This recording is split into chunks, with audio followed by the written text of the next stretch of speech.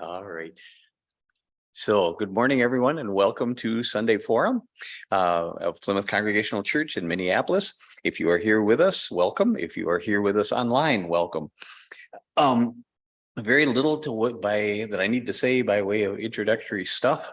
I think everybody here knows where the restrooms are, and I don't think we need hearing assisted devices for this group. So I think we're set, ready to get going. One thing I will say is we have a wonderful presentation this morning from the Gina Hensler. Your title? Donor Services Manager. Donor Services Manager of the Wildcat Sanctuary. I don't know if you knew that we had a Wildcat Sanctuary in Minnesota. So I think it's a wonderfully kept secret, and we're happy to get a chance to learn more about it. And with that, I'll turn it over to Gina. Thank you so much. All right. Thank you. Thank you for having me today. Yes, we are a kept secret in Minnesota here, but I work really hard to try to get the word out. I am the Donor Services Manager at the Sanctuary, which means I do a lot of the fundraising, event stuff, but also what we call mission education. So getting out into the community and talking about what we do and why we do it. So this is our mission and vision statement, as all nonprofits have. And one of the things that I like most about working at the Wildcat Sanctuary is that we are laser focused on this mission. And as we go through this presentation, you'll kind of start to understand the nuances of what's all wrapped into it. But our mission is very much to care for wildcats that have been born in captivity in not the best situations. So not talking about AZA accredited zoos like the Minnesota Zoo. That's a different world from us. We're talking about Tiger King. Do you know the Tiger King? Did you watch the Tiger King?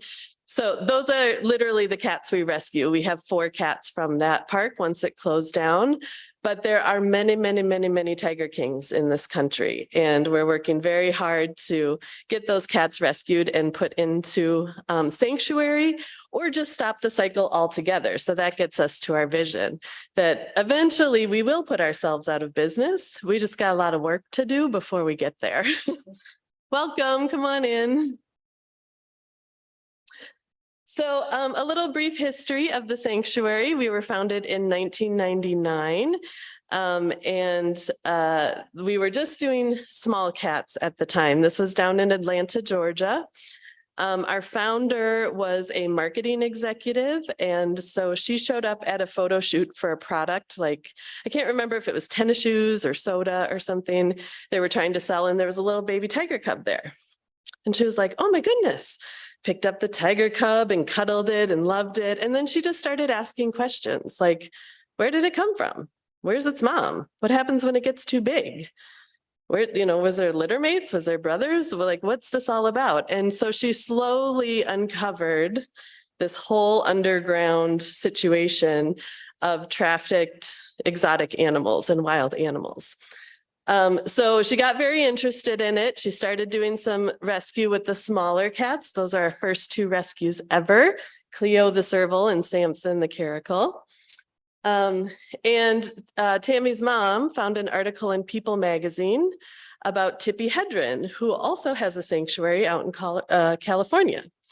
And she sent the article to Tammy. And so Tammy thought, well, I'll just pick up the phone and call Shambhala and see if I can get some information. Well, Tippi answered the phone and she couldn't believe it. And so they started talking, and Tippi said, if you really want to help, build another sanctuary. We need more places for these cats to go. And so she did. And that's what started us on our journey. So this is kind of a brief overview. I entered the picture in 2007 as a volunteer, and worked really hard on weekends, every weekend, on nights, doing computer stuff, doing construction for about 10 years. And then in 2016, I was hired on as a full-time staff. So I always tell people, like, I can't tell you how to feed a tiger, but I can tell you about our philosophy and our history and our vision and our mission. Those are the kinds of things I'm good at. So right now we sit on 85 acres of property. The cats only occupy 40 acres of that. And all of that extra raw land is going to stay raw land. We want that to be for the wildlife that's already there. We don't want to take more away. But we also want to make sure our neighborhood stays very quiet and tranquil. So we tend to buy up little plots of land on our road as they go up for sale so that we can prevent any more cabins or houses being built. We want to keep it very, very quiet. And we are at about 135 cats right now, which is quite a bit. We have 12 full-time staff members, and then we also have an internship program, which is very substantial to our workforce. There's an animal care internship program where we train the next generation of carnivore caretakers. And we also have a media internship program where people interested in social media management, fundraising, donor communications, they can get some experience there. As we were talking earlier, they're unpaid. So kind of hard to hire people right now, but we're making it happen. And then it costs around $2 million a year to run the whole sanctuary with everything that we do, taking care of the cats, paying the staff, paying intern stipends, doing, replacing a boiler that goes out, those kinds of things. And so we consider ourselves a true sanctuary versus what you saw in Tiger King. And by that, this is what we mean. We are a home for life for these animals, and we will never try to profit off of them in any way. We're just giving them a place to live as close to wild as possible so that they can have peaceful, respectable lives for what they have to do. They're always going to have to be behind fences, always. But there's ways that we can take care of them that it doesn't necessarily feel like that. So that's definitely our main mission. And then also we want to make sure that people know about it and spread the word. Can I play a video, do you think? Is this risky? Maybe I don't have my sound on, so probably not, right?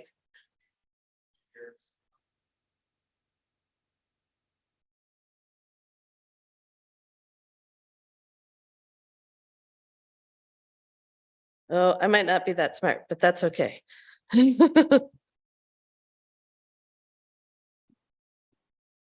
I forgot I was going to mention to you there was a video in there.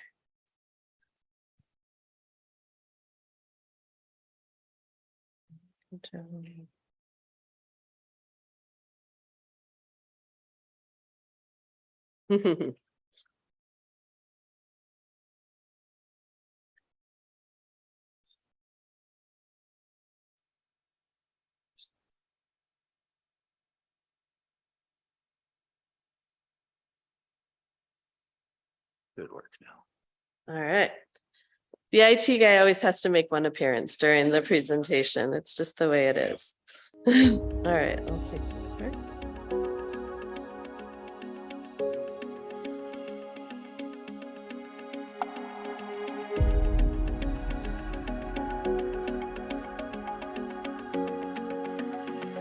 When Daisy arrived at the Wildcat Sanctuary, she could barely walk.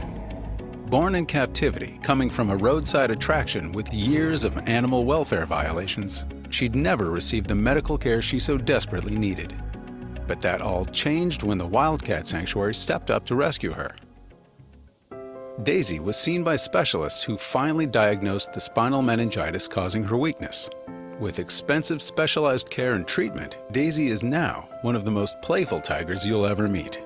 She lives life to the fullest every single day. This is what the Wildcat Sanctuary provides for hundreds of wildcats in need. A forever home where they can live out their days healthy, happy, and wild at heart. Supported solely by donations, the cats receive first-class veterinary care in our on-site hospital.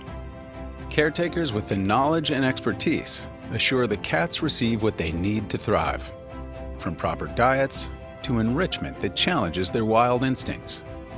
But most of all, they're given the chance to make their own choices, living in huge, free-roaming natural habitats.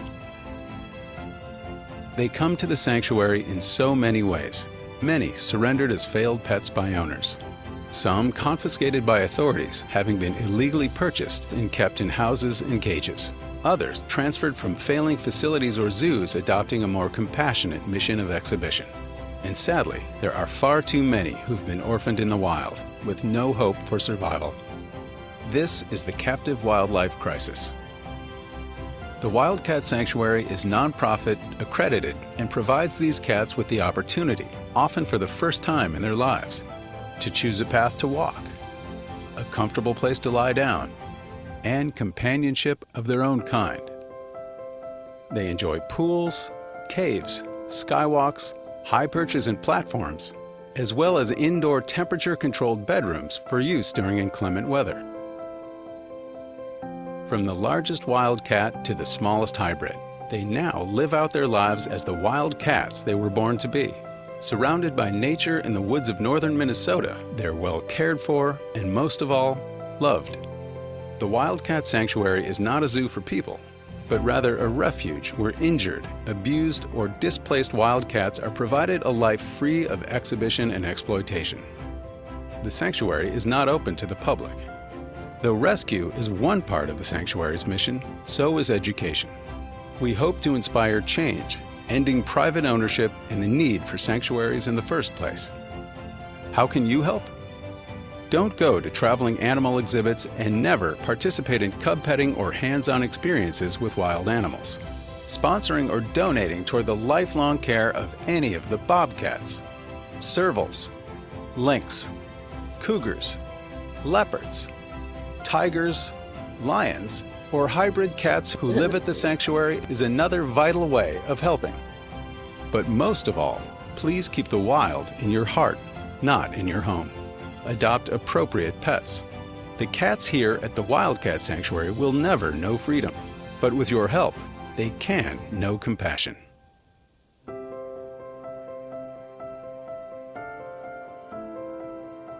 So that video is available on our website if you want to share it with anyone. Should I unshare my sound? Let's see.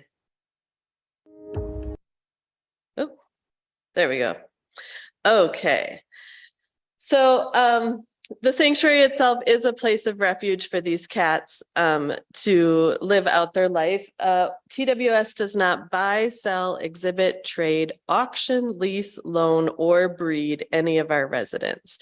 So whenever you're looking online and trying to figure out if a place is good or bad, or you're not sure, that's a really good list of things to run through. And we'll get into that a little bit more. Sometimes I think it's also easier for me to tell you what we're not.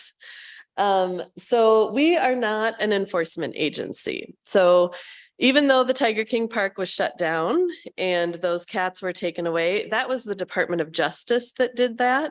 But the Department of Justice doesn't have tiger transport crates and veterinarians on staff and, you know, caretakers to take care of these. So they have to partner with organizations like us.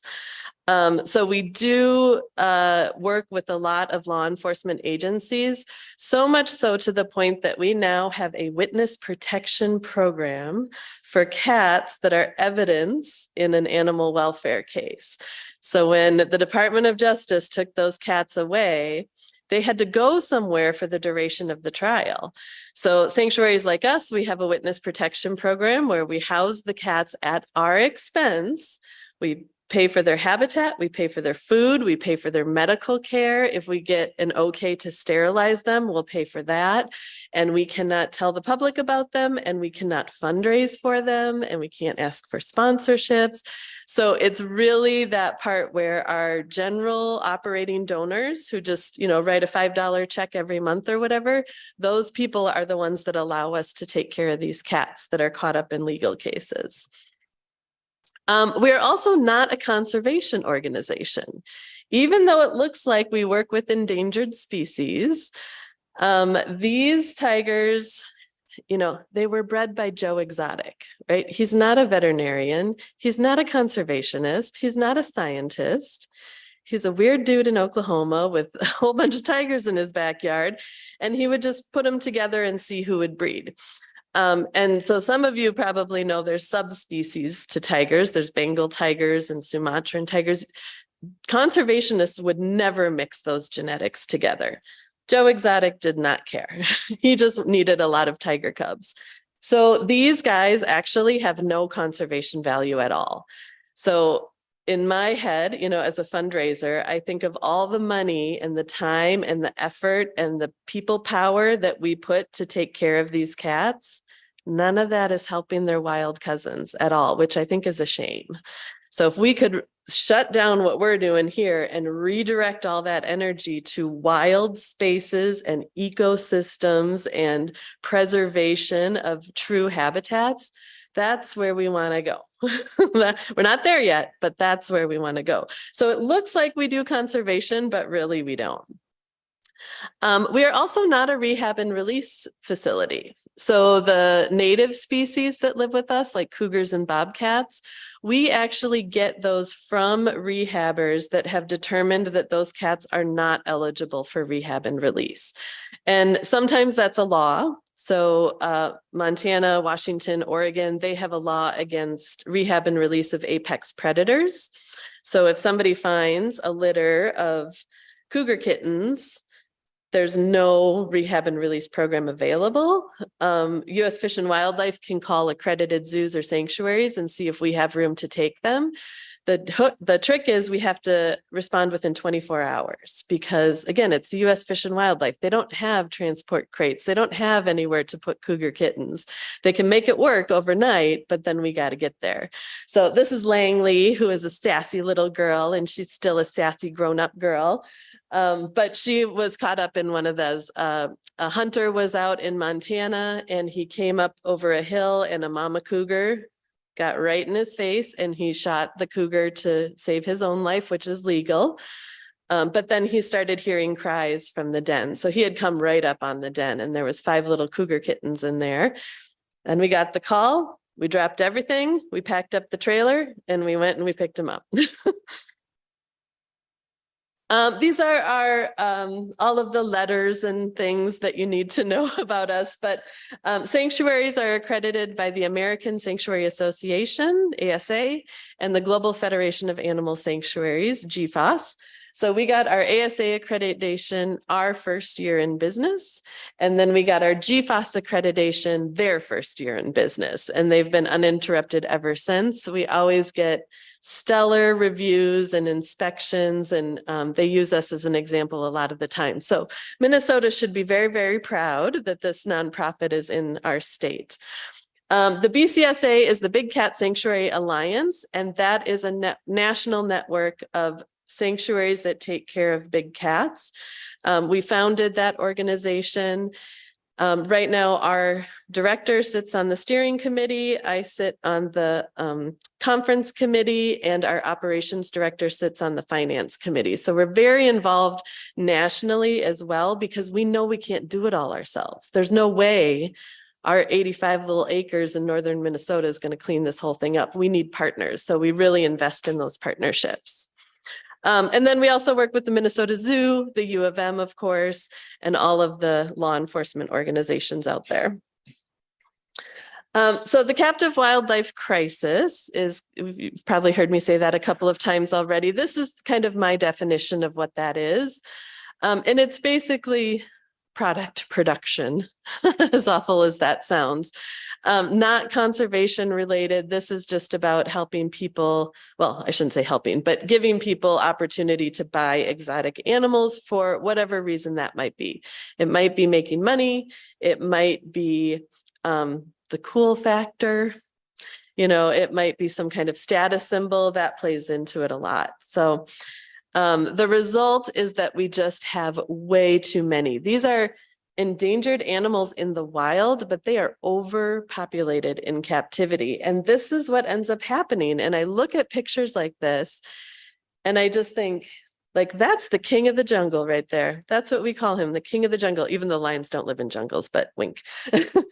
But that's the best we're going to do for that magnificent creature? No, it's not. We can do so much better. We can prevent stuff like this from happening. So those kinds of pictures I hate to see, but it's also what really lights my fire and gets me motivated to do more work. When we're talking about the scale, now these are the numbers that we have been using for quite a long time. The biggest change that's happened is the Big Cat Public Safety Act just passed in December. So all this is going to change. So it's going to be really interesting to see where this goes. But generally, the number that we've used forever and ever is there's about 8,000 to 10,000 tigers in backyards in the United States, not accredited zoos and not accredited sanctuaries. And if you think about that compared to the wild population, wild is about 4,000 total.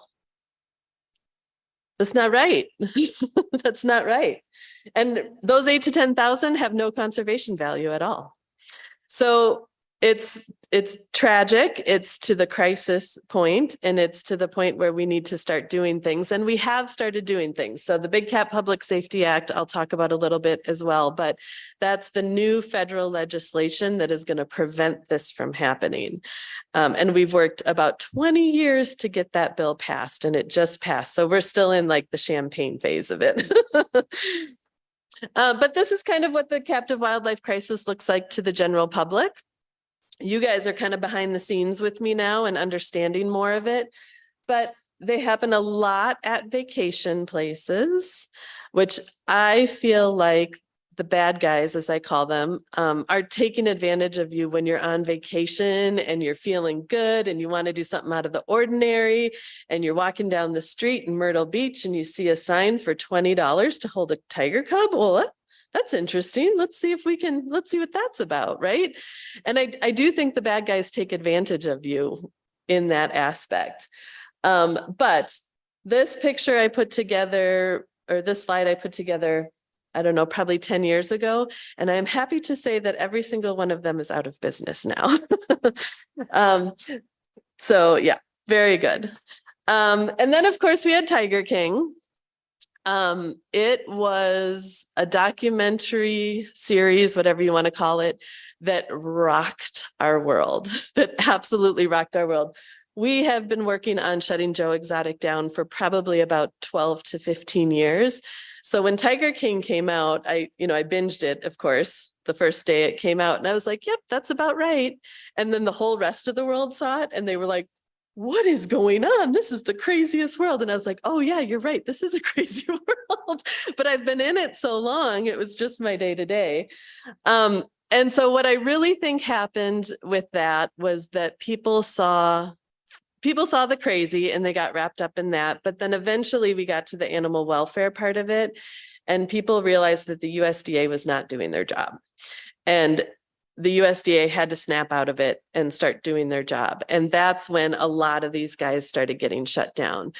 So right now, everybody that was in Tiger King has been shut down except one guy, Mario, down in Florida. But everybody else has been shut down, in jail, or these two guys in the picture that I cut their heads off to protect their privacy, but they've fled to Florida. So they're all out of business. All of their cats are now in sanctuaries or zoos. So that's a good thing. And of course, the same time the Tiger King happened, COVID happened. Turns out big cats get COVID. Ugh. Y'all, we had the hardest year in 2020. So we just lifted our mask mandate about 3 months ago because we didn't know what was happening with the tigers. We did have COVID go through our population, and we had about 15 big cats get sick. And the symptoms were lethargy, flu-like symptoms, and the caretakers kept talking about wheezing. That's the word they all used over and over. So they didn't have a cough or anything like that, but they were wheezing. And it's hard to see. This is Sabrina. She was 19 years old when she got COVID. So she was an old girl, and that was difficult. So now the variations have gotten to the point in tigers, as in humans, that the symptoms are much less mild. There is a vaccine available for zoo animals, but we're not a zoo, we're a sanctuary. So we're not eligible yet to get in on that.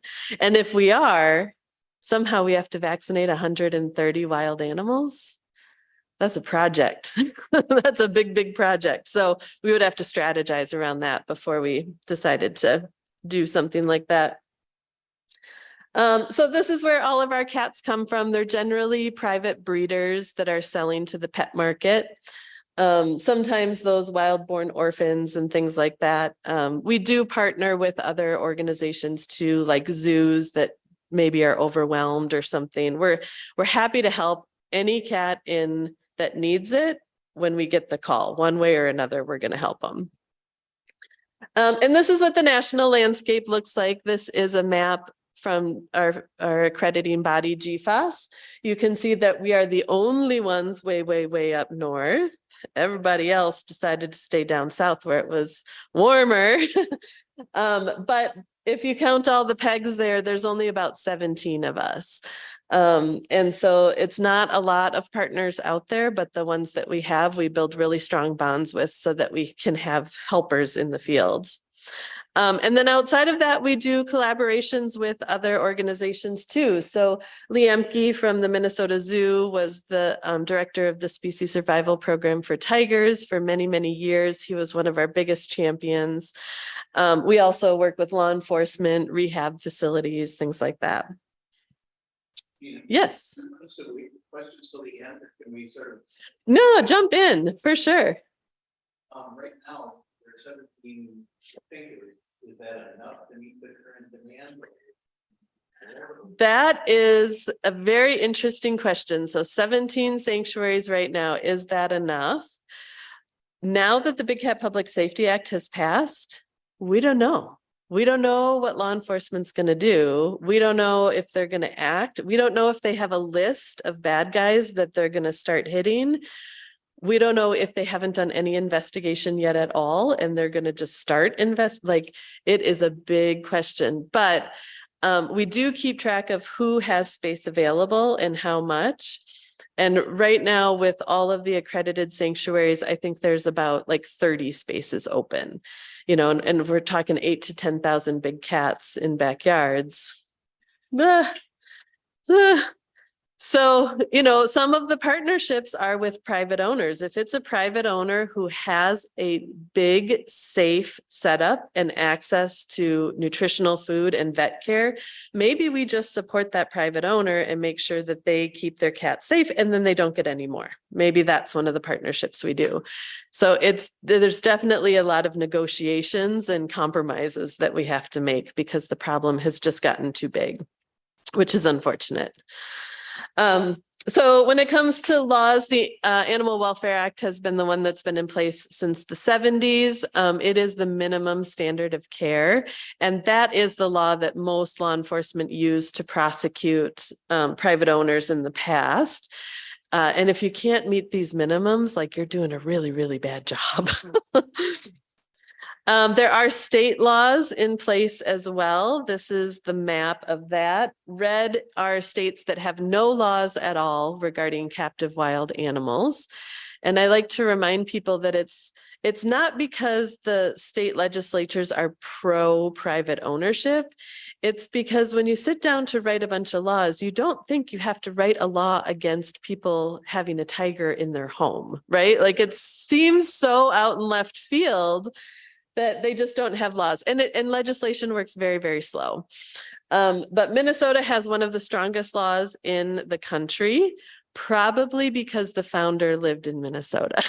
And if she was in Iowa, I bet Iowa would have the strongest state law.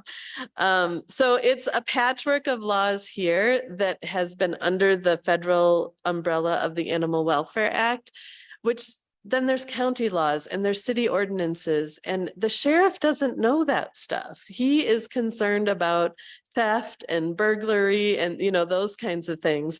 So we try to be a resource for law enforcement. I show up at the Minnesota Sheriff's Conference every year with the table there and hand out information about the laws just so that we can be there to help them.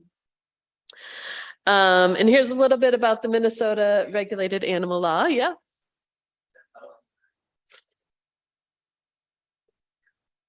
We know where a lot of them are, and before Tiger King, a lot of them were connected to those characters in that documentary.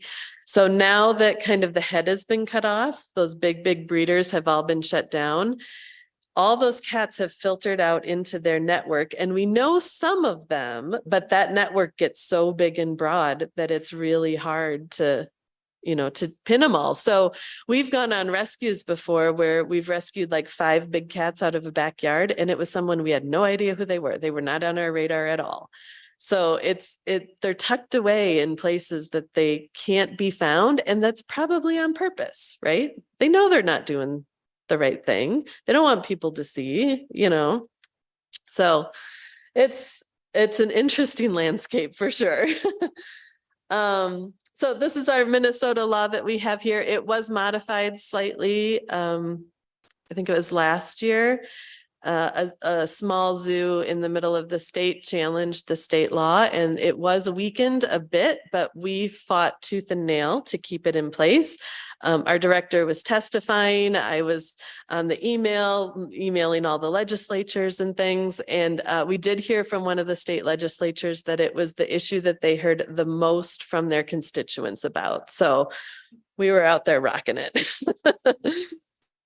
And this is just the detail of the state law. You don't have to read through that. I think I mostly have that up when I present to sheriffs. And then there is a loophole in the law, of course, for native species. So if you want to have a cougar or a bobcat or a lynx and use it for commercial purposes, so allow people to pay a fee to come onto your property to see the cats, basically a roadside zoo, then you can be exempt from the law. It only costs $16.50 to get that permit. There is no inspection required at all. Versus us, we're an accredited sanctuary that's been established for 25 years. We get inspected by the USDA, the Department of Justice, and our accrediting body. And these guys have no inspection requirement at all. It's just so frustrating sometimes. But the good news is the law is working. The state has cleaned up quite a bit. We do know in the state, we do know where a lot of the bad guys are and how they're kind of skirting the law. So it's been overall, things are going the way that we want them to go. Our biggest challenge ahead is enforcement, especially of the Big Cat Public Safety Act and how that's going to happen. And then the hybrid issue. Like if you guys watch Tiger King, I don't know if you saw the ligers and the tigons. Like people are intentionally breeding different species together and making a new species. So we're already overpopulated with lions and tigers. And now we're making this weird hybrid species that doesn't exist in nature and has no natural habitat. What are we doing? What are we doing? So we do still have some new challenges ahead of us, but overall it's going very well. Big Cat Public Safety Act, yes.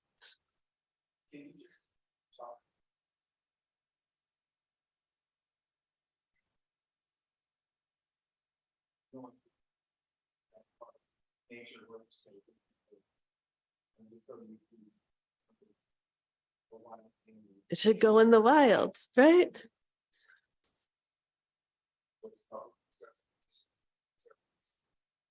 Why not? What is it about these animals that you care for in a part of this conversation? What is it That prevents them? When it comes to the legalities, like with cougars or bobcats in the states that have laws, we would have to change the law for that. So that could be something on the horizon that could happen. Those laws are in place because it's kind of an old school way of thinking of rehab and release, that the legislatures think that if you put a cougar with a person, they're going to imprint on that person and they're always going to come back to humans. So they're afraid if they release it, it'll show up at campsites or in neighborhoods looking for food.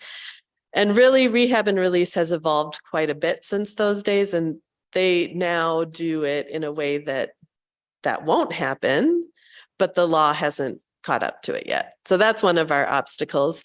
When it comes to these guys, this is like a genetic hot mess right here. This tiger is not a Bengal. It's not a Sumatran. It's not a Amur tiger. It is what we call a generic tiger, or the American tiger. And so there is nowhere for this cat to go because it is not something that occurs naturally in nature. And that's the thing that is really frustrating for people, because they see all these cats in captivity and then they see where they should be going and how tigers do live in the wild, and to not be able to make that happen is so frustrating. Yeah. That cat or a cat like it lacks either socialization by parents, or it lacks some specific ability to survive. No, it's more about the genetic species line. And so like the tigers that are bred at the Minnesota Zoo are very specifically Bengal subspecies tigers, and they have a very distinct genetic line that does track back to the wild. These guys have been mixed and interbred, frankly, too, to the point where their genetics, nobody can figure out what they are. So they can't go back to where Bengal tigers live because they're not necessarily Bengal. They can't go where the Sumatran tigers live because they're not Sumatran either. So it becomes this problem of like, it is a wild animal, absolutely 100%, but it's nothing that naturally occurs. So there is no natural habitat for it to go to, which is horrible to think about. Yeah.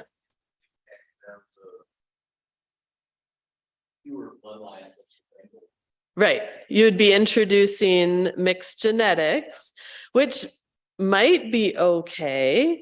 It's never been done before. It's frankly, no accredited zoo has even released an apex predator successfully into the wild when it comes to cats, I should say.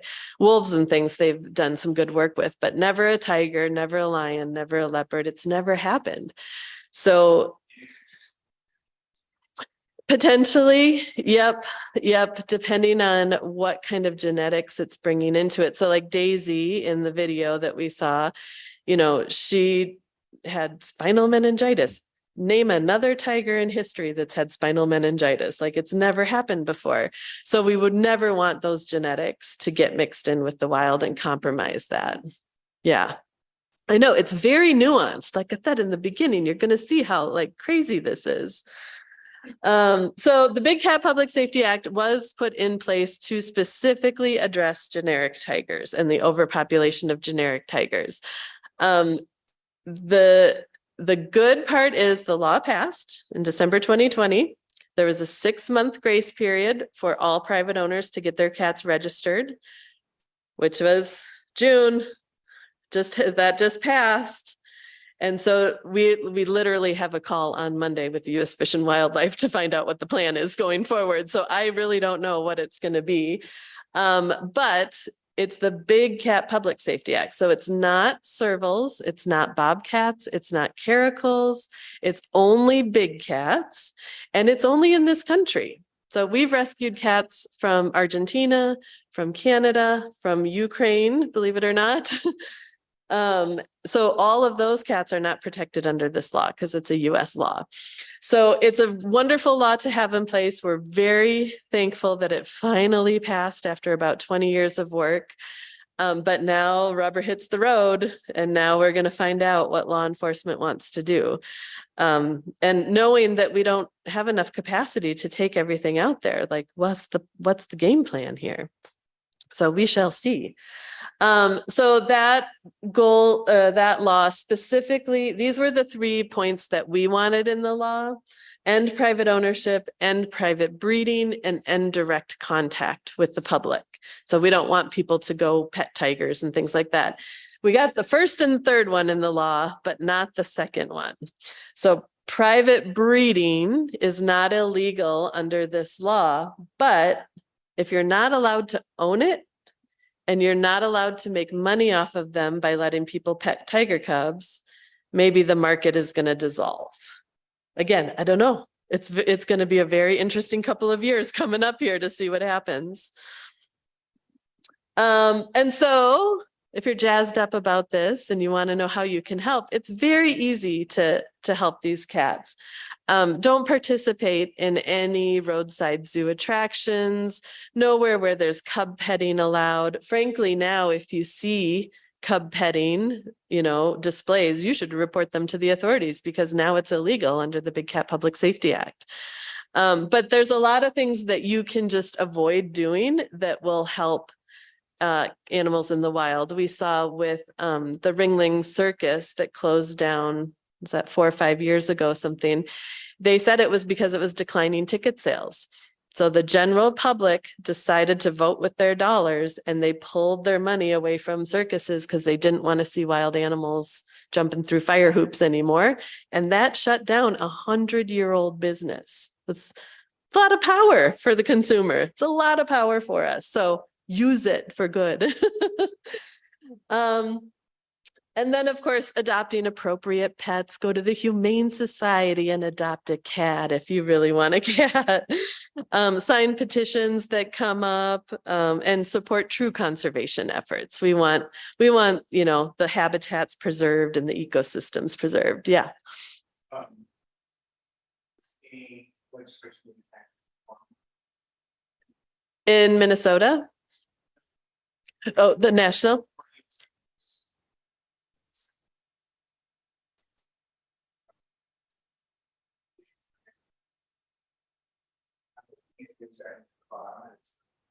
Yeah. Right now, the biggest bill that's on the table, there's an acronym for it that I know I'll mess up, but it's the Traveling Wild Animal Circus Act.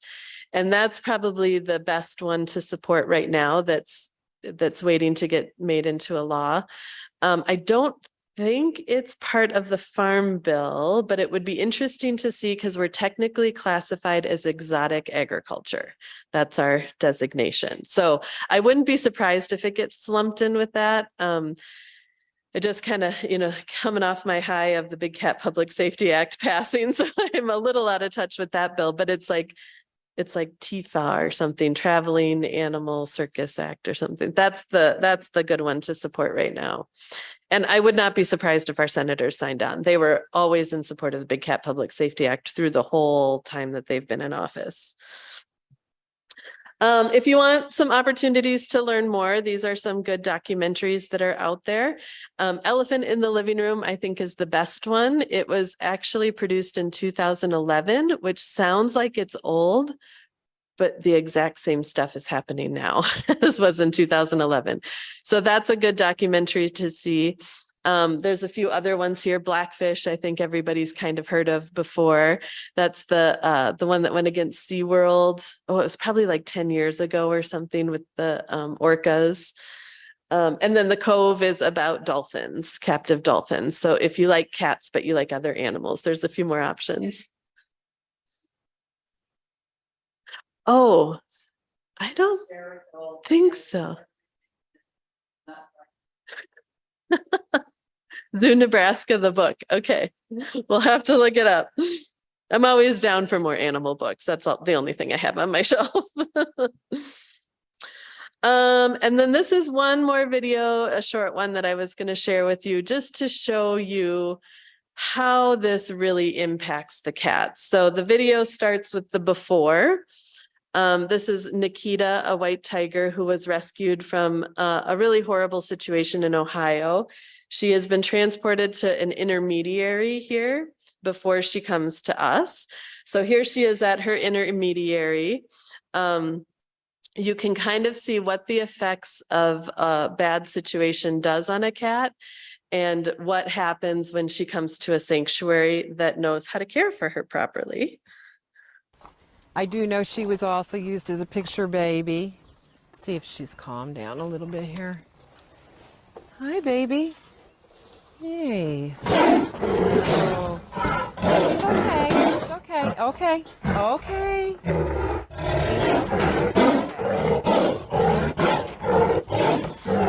She's... Come on, down. Same cat. Come on, down. I need you Amazing. Will you stop? So stopping is good. You can pull it through. Just turn it sideways. Good girl. So this is the same tiger that was down there losing its mind in Ashland, Ohio. Huh, Tammy? Yep, this is her, and she's come a long way. Absolutely. She's still a little, she can get anxious, but mostly over food. Everything else, she's very calm. She is fine around even groups of people now. We have not tried her near another cat, but that was never her trigger. Her trigger was humans because of the mistreatment. Yeah, this is. What a good girl. So I can't even believe this is the same cat. And she's not food possessive or anything like that. She just gets very excited about mealtime. Don't we all? So that's, you think about her before. We can't do vet care. We can't feed her. We can't give her medicine. We can't even give her a sedative. Like, you can't do anything with a cat that's that angry. And rightfully so for her to be that angry. She came from a really bad situation. And I will say the owner has passed away, and that's okay with me. But it also speaks to how hard our caretakers work and how much rehab they do for these cats to get them to a point where they can just live, if it's just back to neutral and they can just live and not be afraid or anxious or scared or mad or any of that stuff. We make that all melt away. So I am very thankful for my coworkers. I have some of the best coworkers around. So this is a QR code. If you want to take a picture of it, that will lead you to all of our social medias, our email sign up, our website, that kind of thing. You guys can always email me if you want with any follow-up questions you have. I'm always checking my email, but I just really appreciate the opportunity to come here and share our story with you guys. So thank you for listening, and feel free to ask any questions.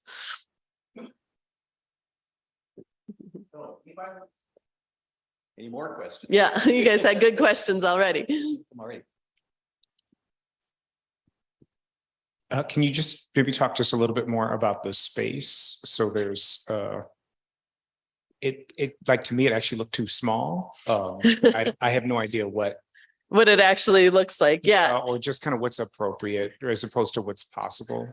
It is, it's a really hard thing to capture on camera for sure. But we have 85 acres of land, 40 of that is for the cats, and almost all of it is cat habitat. So for the younger, healthier cats, they have big, wide open outdoor free roaming habitats where they can run at full speed. And then that is attached to a smaller shift yard that we can use to kind of lock them out, which is attached to their indoor building. So each of the habitat areas is like one building in the middle with the big yards spoked out off of it. If they're older cats or compromised for some reason, like Daisy with the spinal meningitis before she was treated, then we do give them much smaller habitats. So we give them a smaller space to get around, lower perches to get on, maybe a shallower pool, that kind of thing. So they're really customized for each of the animals. But we will always say it's never enough. It's never enough. It's never big enough. It's never going to be what they would get in the wild. So we're very aware of that. And if there's any land available that we can make those habitats bigger, we sure will. We sure will. But I agree, it's not what they can get in the wild. And it's a shame, but we do the best that we can with what we can provide them. In case any of you are going to the 11 o'clock service, we want to release you with time enough to do that. So if we could if you want to stay and ask another question of Gina after we conclude Totally. the program. Thank you. You guys are very nice. Thank you so much. All right. Thank you. Some information and Awesome. a glimpse of a reality that I don't think any of us knew, but I certainly knew nothing about. Yeah. Yeah. Thank you so much. Yeah. Thanks for